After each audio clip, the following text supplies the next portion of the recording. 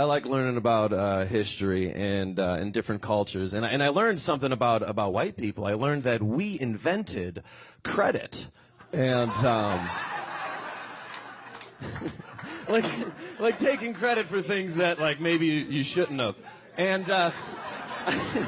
this is how it started. I think like one day we saw another race with some really cool invention, and we got a little nosy, and we were like, "Hey, who invented this thing?" And they were just like, well, it doesn't matter who made it. What matters is we can all use it and appreciate it. And we were like, oh.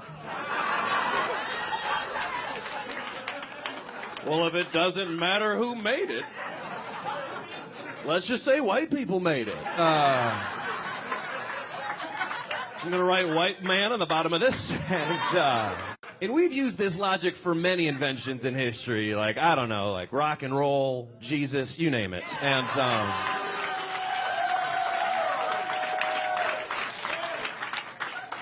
that logic is kind of how white people got to this country. Like one day we were like, hey, Indians. And they were like, who's that? We're like, it's you guys. Hey, Indians, whose land is this? And they were like, what? Nobody owns this land. And we were like, oh. Well, if nobody owns this land, let's just say white people own this land. As a matter of fact, you need to get off my land. Grew up watching a lot of cartoons too, man. And I love different cartoons, but when you watch them as an adult, sometimes you realize that the show had a different meaning than you thought it did. Like Scooby-Doo. I just now realized the truth behind that show. Scooby-Doo is a show that shows you how far white people go to snitch.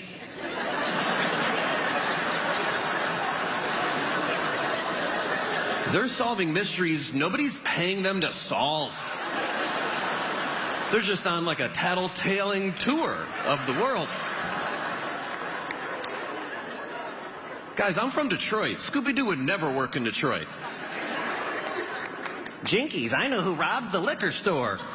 Bam, now you're dead, bitch. You understand this?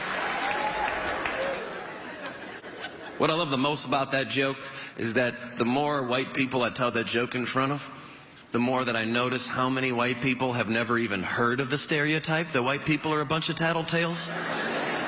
Yet those same people don't think white privilege is real.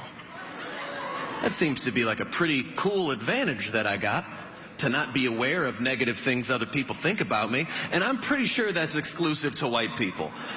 Black people do not have any questions of the negative things white people have said about them. You're not going to have a conversation with a black dude that ends with him saying, hold on, white people have been saying what about us? How long has that been going on?